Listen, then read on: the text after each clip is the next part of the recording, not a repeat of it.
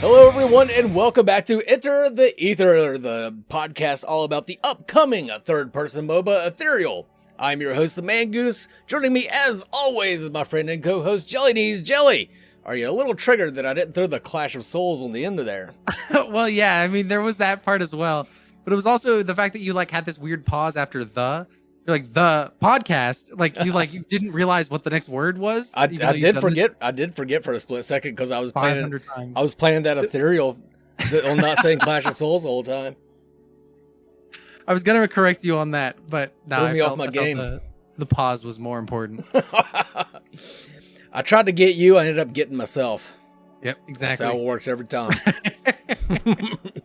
So we're going to talk about, you guys put an announcement about the your upcoming community corner on, is it 5 February, right? Correct. What time? It's going to be at 5 o'clock Central Time. Okay, cool. 5 p.m. Central Time. And you guys are going to be now that we know how to do the thing, Mangoose, I should go back and actually revise that to make sure it has a universal time code on there. Magic. Yeah, that thing's pretty sweet. And apparently that's been a part of Discord for fucking years. Great. Thanks, Discord. Glad your most important feature is something we don't know about. Makes me wonder what else is in Discord that we can use. But yeah, you guys, we talk about the open weekend, the future of Ethereal, the new Myth Kit, roadmap, and the new Elysium map. And the part that I'm most interested in was and more. There was also and more. Of course you were, Mangoose. Thanks. Yeah. So we're of course wait, there's more. We're of course not going to discuss all that here tonight because that would ruin the purpose of the fucking community corner. But well, I do want to throw away all my notes then. Okay, cool. It's been fun. I do want to talk about some of this stuff. So the open weekend, of course, went pretty well. You guys had to close it down a little early, but did you get good data? That's the real question here. I think we absolutely did. Right? We're planning for that to be the last test of the old map. So some of the map stuff we received, we didn't really look at too carefully. But the big thing is the myths we got data on, balance we got data on. The itemization is something we're looking at a lot right now. Myths were in a relatively good spot. Items were kind of the point that people were most in and out of, as well as familiars. There are a lot of talk of familiars, some of them being really strong, some of them being really useless, and trying to find a better way to balance those and bring them in to make them feel impactful and worth taking and worth using most of the time. Really? I felt that they were all situationally powerful. We think they are. We kind of want them to be more so that way. Mm-hmm. And kind of their situations are all there.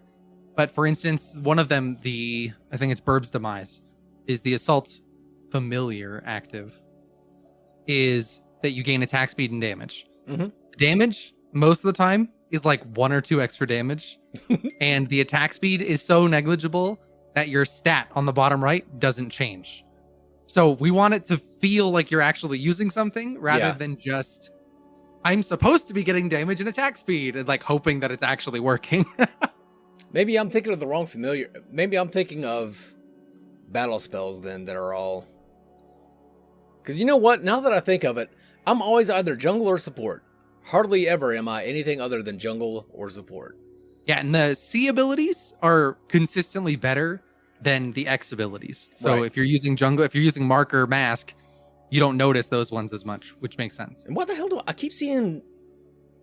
In all of these, I keep seeing Noxus take mask. Is that a good thing? So here we go. Here we go.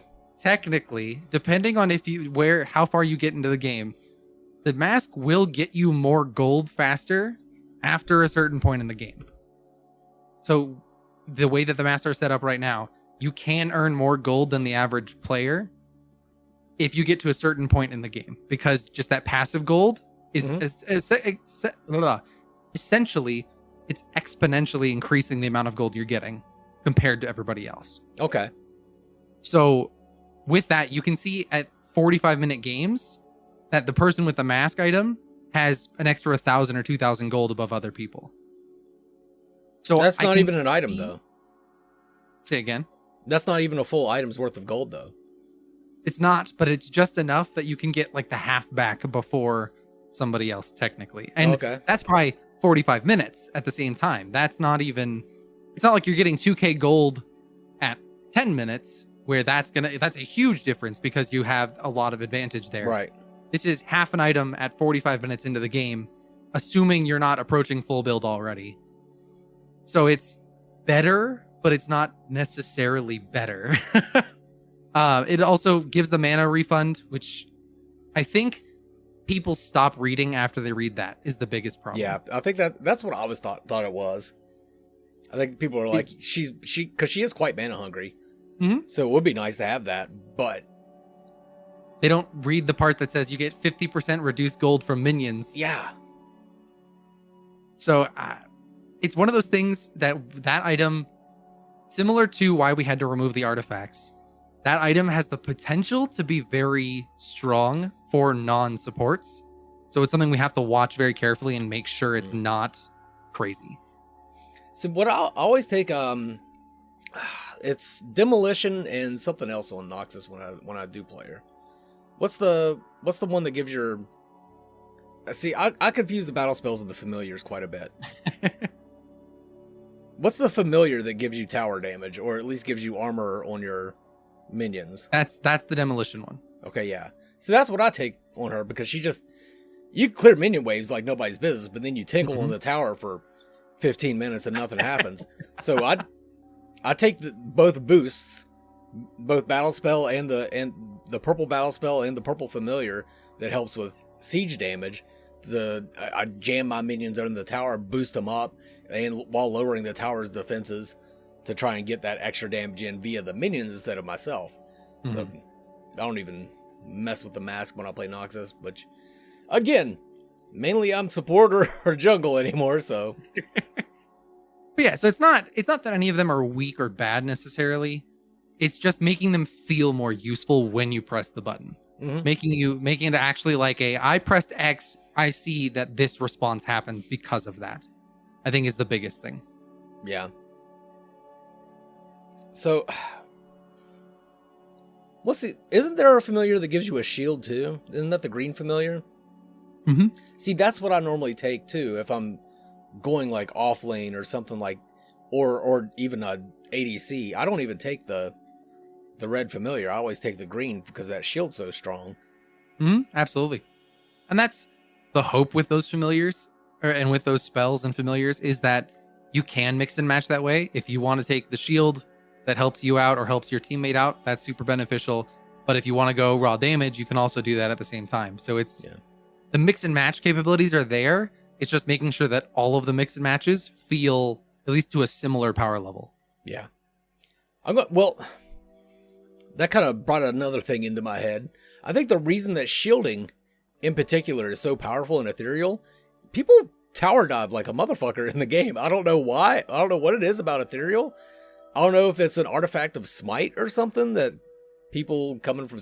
I have no idea what it is, but people tower dive like mad in Ethereal. And if you have shielding, like, they see that you're at such low health and they come tower diving, charging in, then you're like, I got a shield, now you're dead. You know, shielding is just so powerful for that reason that people just love to tower dive.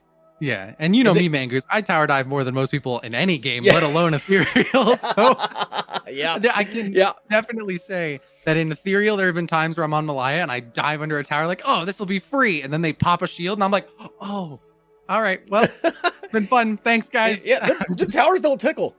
Those towers actually hit. They hurt. Yeah, no, they convert to percent true damage. Every hit increases that percentage that you're taking. I love it. It's true damage, and it hurts. It hurts. Because if you're on a beefy hero, you can take some tower shots. Like, I think it should be possible to tower dive. A tower shouldn't be just automatic, you're on base, you're safe.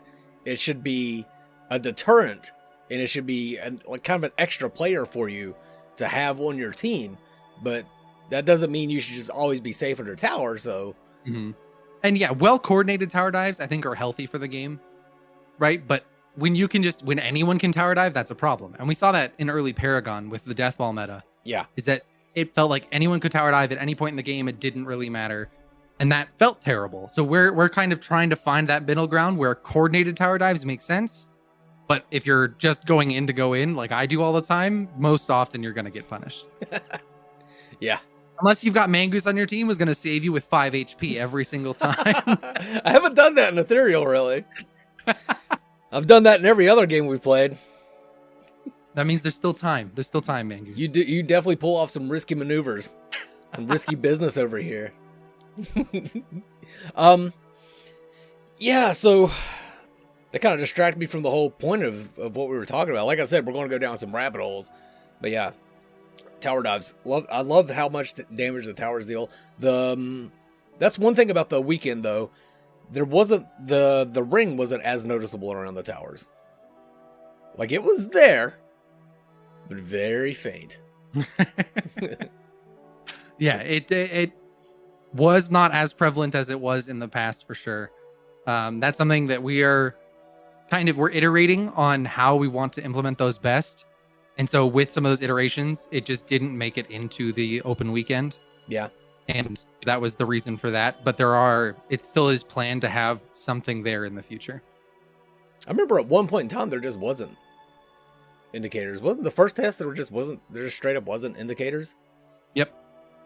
Yeah, that's with the towers hitting as hard as they do, you definitely need those indicators. What's also funny about Ethereal is you have the rocks, like the environment encroaches upon the tower.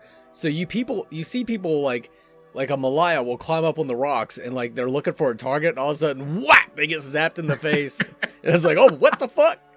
Or, I don't know how many times I've tried to fly over a tower with Leah and get zapped. Don't fly over towers, Mangoose. It works sometimes. I saw your montage. Yeah, it clearly does. You just walk in there, just, nope, you're dead. I'm out. What you don't see in that clip was I didn't realize how deep I had dove and walked all the way back through the tower. Perfect. After I got him, I was safe where I hit them. I could have just walked through the jungle and been fine. Nope. I just turned around, started walking through the tower, started getting hit. I'm like, oh my God. That's the thing I've seen with Leah's is they'll tower dive with her R from the sky, and they'll press right click trying to get out. But with those towers already hitting hard and the amplified damage of the right click, she just shunk. It's like, yo, that was a mistake. Just run, please. Just run normally. There's a time and a place for her right click, and it actually is pretty powerful. Mm-hmm.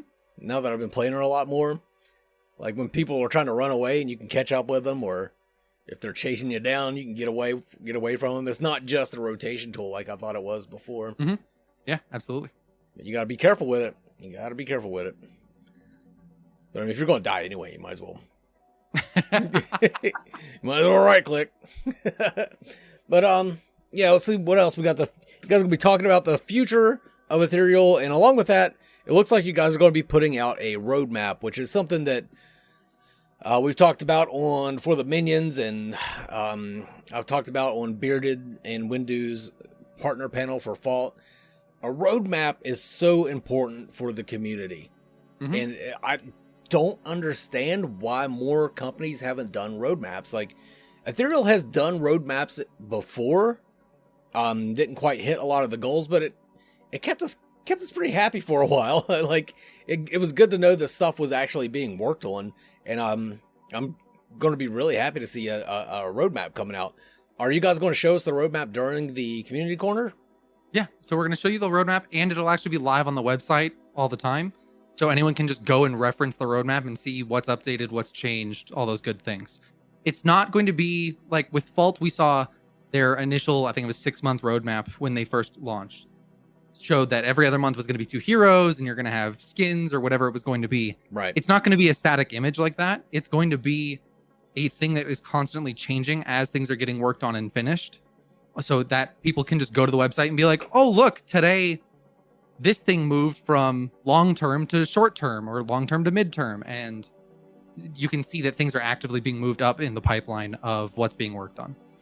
People are going to be watching that like a hawk too. They're going to know it as soon as something changes. I'm not. I'm going to be like, Can you imagine if somebody's gonna I be got like, access to that? If I was still the Jesus creator, Christ. I would have sat there every day, make it a ritual. Like, oh, check the roadmap today. Oh, look, this moved. Wow. Okay. Huh. I'm like, 20-minute Jelly, video. you want to play a game? You want to play a game with me? You'd be like, oh, I'm just hitting refresh on this webpage. I gotta do this for about 5 hours. Yep, sounds about right. I imagine Shad's gonna be all over that. Absolutely. Oh, people are gonna take screenshots on day one, and then a week later, like come back and be like, okay, what's actually changed from this? Yeah. I know that's really good, and it's a living document that's going to be constantly updated. That's good to see as well.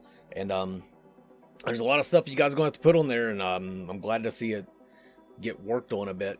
And that's part of it is we've got a bunch of stuff on there already, right? I've been asking some of the team members like, what can you think of that needs to go on this, to make sure we try and fill it out as much as possible. But I know that there's going to be something that the community's like, what about this thing? And we're like, oh yeah, that should go on there. That's a great idea. Because there's so many, with a game this early in development, there's so many things that sometimes it's just like, oh yeah, that thing, we absolutely need to do that. Let's put it on our list as well, or put it on the roadmap as well. Do you have a separate list that has roadmap on that list? Do I have a roadmap to the roadmap? Yeah. I mean, I technically do, but it's not nearly as done up as this roadmap is going to be. I promise that. Yeah. Like my list of stuff that was on the I can't believe I wrote something down. I didn't want to be switching between screens. Yeah, if you count an Excel document with a list of things as a roadmap, then yes, technically I have a roadmap to the roadmap. Yeah, there you go. That works for me. And then the other thing, a new myth kit. Now, we've seen Grognark's myth kit, so I'm assuming we're not talking old Groggy Narky here. You're not talking about Grognark. And we're not talking about Exiel, because we talked about Exiel last time. Exactly. So it's not him again. Exactly. So, I don't know, man. Who could it be? It's almost like there may have been an emote attached to that message. Yeah, I wonder what that emote was from. I've never seen that before. I don't know, man. I kind of want to say it, but I also want people to find out for themselves. It's there for a reason. It's not like it's a secret now. Look, yeah, okay, I guess. So we're going to learn Malware's kit then. Theoretically, yeah. I can't confirm, but I will hint that, yeah. Theoretically, we're going to be hacked midstream and see something coming in from there. Oh, yeah? You're going to be all theatrical about it? Go back to my old YouTube videos and do all that nonsense again? Yep. JellyKnees, the content creator, so mad right now. I've been saying this for a while. I'm really excited to see him come into the game and see what his kit is. You already know what it is, so I'm sure you're pumped up about it, but I'm hoping it's a lot more. I'm hoping it's a lot cooler than Dante's kit. Dante's a cool cat. Don't get me wrong. He's got a cool kit, but it's pretty basic. He's a basic bitch. Absolutely. Yeah, Malware's kit is something that Skifter and I designed together, and it's great. It's going to be super good. Yeah. As soon as you said that, I pictured the two of you like holding hands, skipping through a field. All right. Yeah. I mean, whatever works. Malware, holding hands, skipping through a field. Sure. Just the two of you working together, all happy. Ooh, then you could do this. Oh my gosh. You guys should braid your beards together. All right. Yeah, we'll get right on that for you, Mangoose. I think Wolverine's about the only one that could braid his beard with somebody else's, I think. Oh, yeah. Him and Skifter could do it. I believe it. New topic for discussion. Who has a long enough beard to braid? Beard?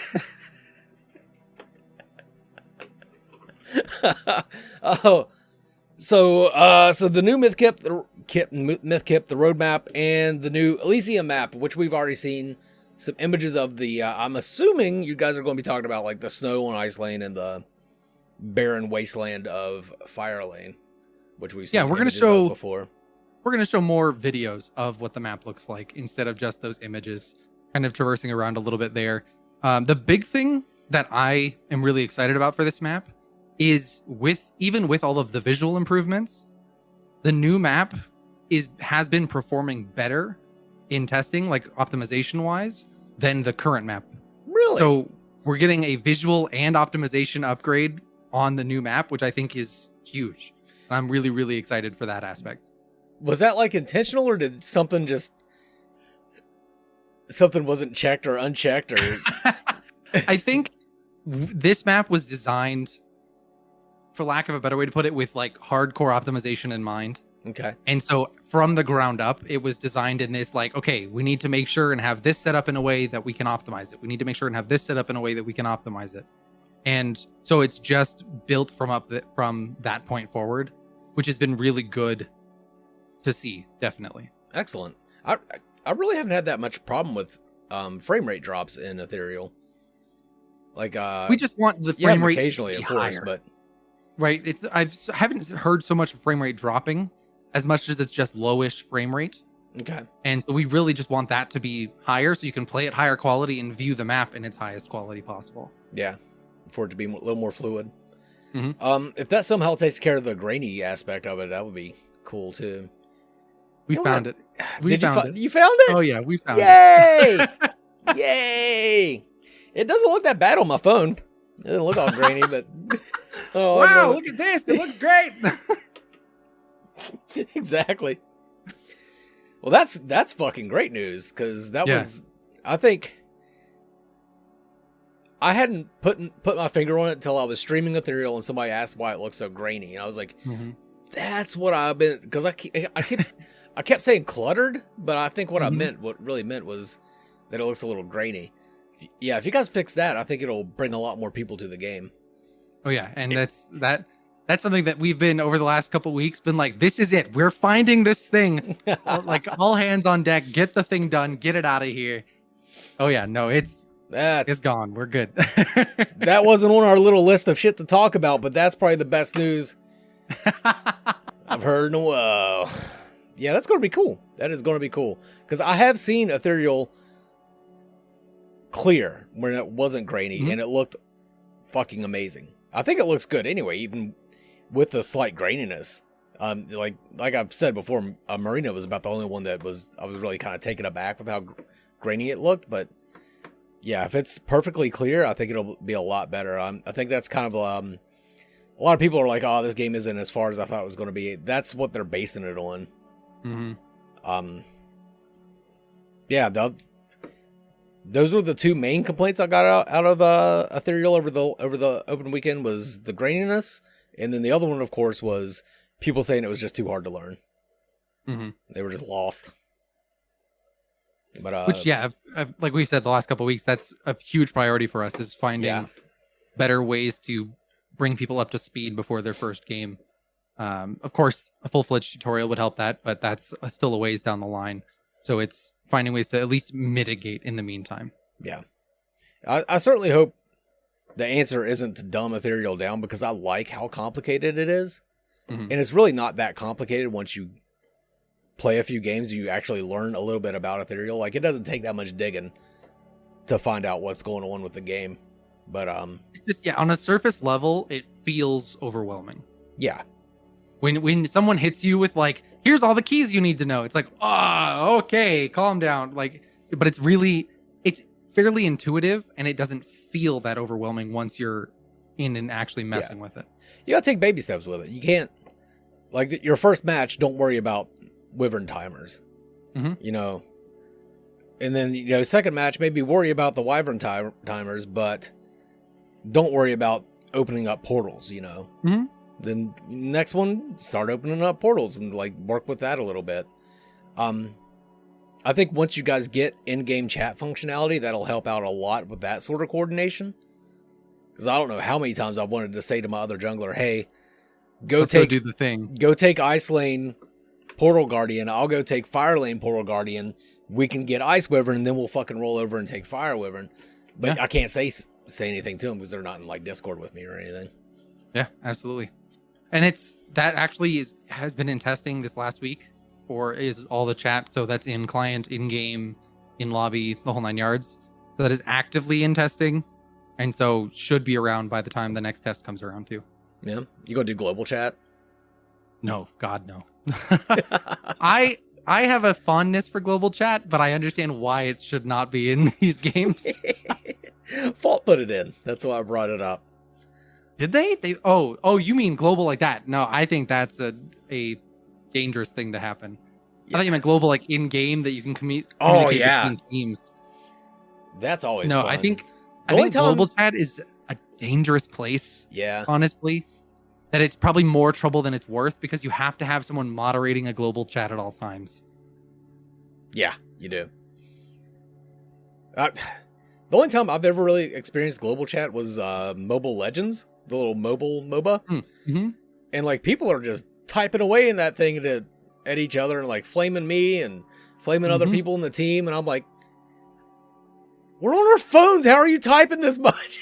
Like, what's going on here? Yeah. And you just see them just back and base doing nothing but tapping away on their phone. I'm like, God damn it. Yeah, it's a dangerous prospect, though, the whole global chat thing. It easily just gets out of control. Yeah. It's really popular in the West or in the East, but not so much in the West because Eastern games, you see it all the time. You see have global chat all over the place. It's like, I don't understand the point of it either. Like, how is that helpful at all? I think, I can't speak with 100% certainty for Fault. It was a way to queue up and find other people to play a game with than it was anything else. Yeah. Because if you want to queue up with other people, you need to have friends on your friends list. But if you, without a chat anytime before this, without some kind of let's find a group thing, it's hard to do so. Right. And so having a global chat, you can just be like, I'm a Bellica. I'm looking for a support, right? Or I'm looking for whatever. You can do that in global chat, which to me is mixed. Like, yes, but matchmaking just does that anyway. So I don't know. Yeah, I just treat it like Baron's chat in Warcraft. That's the only thing I've typed into their global chat is level 60 DPS priest LFG. I want to see you type that in the Fault chat all the time. I'm gonna do it. But I mean, like in game, like being able to speak to the other team. I don't see any possible reason how that would benefit you in any way. Other For than the to talk vast shit majority to of things, it doesn't. Right? I have a few like wholesome moments with all chat that I sit there and I'm like, this is reason to like put it in, because those wholesome moments, like I think about all the time. like, hey man, that was a great play, or yeah. Whatever it was, right? I once in all chat put song lyrics into all chat, and then the other team started responding back, and we like went through the whole song back and forth. That was a moment to me that I was like, all chat's the best. I love this, right? But then right afterwards, then you get somebody flaming you from the other team in all chat, and it's like, okay, maybe it's not worth it. Yeah. I don't know. Yeah. That's a weird topic probably for another day. But I think that about covers everything that is going to be in the community corner. I really didn't have anything else to talk about unless you had something. I have an idea. You have an idea? I want you. We've already talked about ultimates in the past, so we can use the one we talked about if you want to. But I want to kind of give you an opportunity to take a guess at like what you think Malware's identity will be. You don't have to go into like his Q will be this, right? But like what you think his playstyle will be like, what you think he's going to be like in game. They, them. Thank you. Thanks, Mangoose. You're welcome. That's how he identifies himself. I really think that I think he's going to poison. I think he's going to have some kind of poison. I don't know if it can be called a poison, but I know you guys fucking love your damage over time effects. And I think with him being a computer virus and like some of the voice lines I've heard with him infecting people, I think that's going to be a thing. I think there'll be some sort of damage over time poison sort of thing involved. Here's what I would love for his ultimate to be. Okay. Now the efficacy of this ultimate would probably decrease as game time went by, but I would love him to be able to infect an enemy tower and use it to shoot people. Ooh, that's kind of cool. I really like that, actually. Change it, make it that. Yeah, let me get right on that for you, Mangoose. By the time you get to Aspire, all you're doing is, and like you would of course wouldn't be able to infect the Elder. Like, can you imagine? You infect the elder and just go run him off the cliff. We win! So, speaking of, there was a bug in the past where you could fly as Leah and pick up the elder. Oh, really? Yeah. And so we had people in testing picking up the elder and dropping him off the edge of the map. It was incredible. That's one hell of a way to backdoor.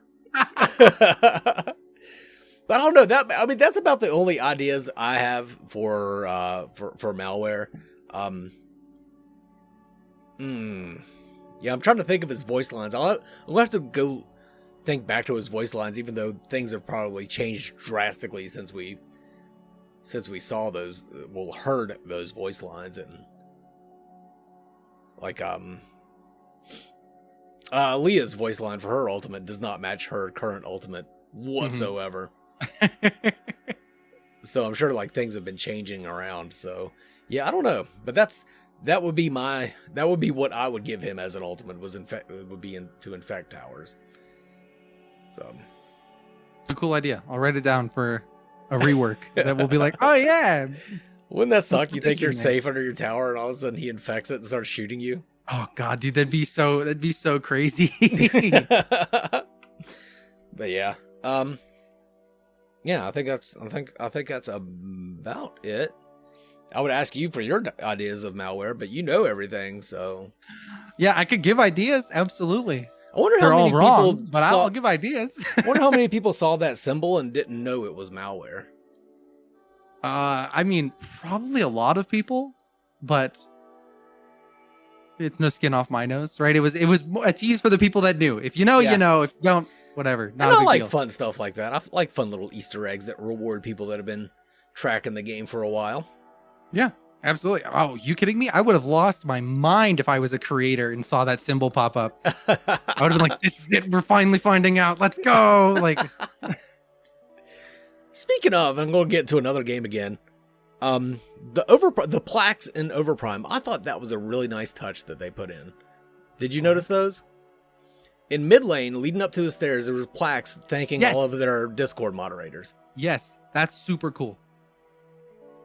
I love every aspect of that. The first time I saw them and I saw Sarah jog, I was like, "Hey, I know that guy!" Yeah. yeah. I thought that was just a really nice touch. Pretty sure I died looking at them, but yeah. It's worth dying for. I mean, but I think that's little things like that are huge, and being able to kind of reward or honor those that have been part of the process for a long time, I think is a really cool way to do things. Yeah, I like that. That's, I mean, one of the Easter eggs that's on the map, or that was on the old map, I should say, is something that only people that have been following the game for a long time would recognize. It's not something that like anyone that just followed in the last 6-12 months would be like, "Oh, I know what that is," right? It would be people like you and I that would sit there and be like, "That's cool. I know what that is. That's a cool little thing. I love it." Now I'm kind of wondering what it is. You got to find it, Mangoose. I guess I haven't seen. I'm going to have to look through my footage. You won't find it on your footage. If you found it, you would have found it. Oh, damn it. you killing me, Smalls. Maybe I'll throw that. Maybe that's the and more of the community corner is I'll go back to the current map and show exactly what it is. We'll see. Yes, please do. Please show that in the and more. God, I love that and more portion. There's also a Rickroll on the map somewhere that nobody's found too. Oh, really? Yeah. I mean, I haven't been looking for shit, so now I'm going to start looking for stuff. Yeah, you got to, Mangoose. Come on. To explore a little better. You know what confused the shit out of me was Funky Monkey landed in a tree after he jumped off the cliff, and I jumped after him, and I could not find him. And I'm like, where in the hell is he? Luckily, Torin also landed in the tree next to him and finished him off. But Torin's like, he's right here. I'm like, right where? I don't see him. That's brilliant. I don't know if he did that on purpose or not, but if he did that, I mean, you never know with him. He honestly, he may have done it on purpose. I mean, I went in the map before this last test and was running around with Malaya, finding places that I could jump off the map in combat and perfectly land to use my climbing to stop my momentum instead of hitting the ground. Yeah. So that if somebody was chasing me, I survive and they don't, or they take a massive amount of damage either way. I was like practicing that, like ready to be like, I'm going to use this in a game once for sure. Never did, but you know, whatever. Yeah, stuff like that. You want, so like stuff like that happens when you're not recording. 100%. Almost always. That's why I was so goddamn happy when I found that Leah that was next to the cliff when I was on a run. God, I was so happy when I was like, she doesn't see me. This is gonna be awesome. Yoink. There you go. Perfect. All right. Well, I think that's going to about close it out for this week. Jelly, you got anything else? I don't think so. What about them plugs? Just twitch.tv/JellyKnees, 8 o'clock Mountain Time. And we do Marvelous Monday. And yeah. Which I keep having other stuff going on every time Marvelous Monday. Sure, Mangoose, it's fine. I'm I see your Steam profile pop up. Mangoose is playing Fault. Oh, okay. Thanks, Mangoose. Yeah, thanks for coming to Marbles. Sorry, man. We flame you every time, whether you're there or not. I was gonna say, you flame me when I'm there too. But I of course have nothing to plug. But yeah, February 5th at 5 p.m. Central Time. Yep. So yeah, join us for the community corner to throw out some questions. Find out what Malware's kit's going to be. Check out the new map. Check out the roadmap. It's going to be great. So join us for that. And then also join us as we enter the ether. Bye, food. Every time. Every time I'm going to do it. Every time, dude.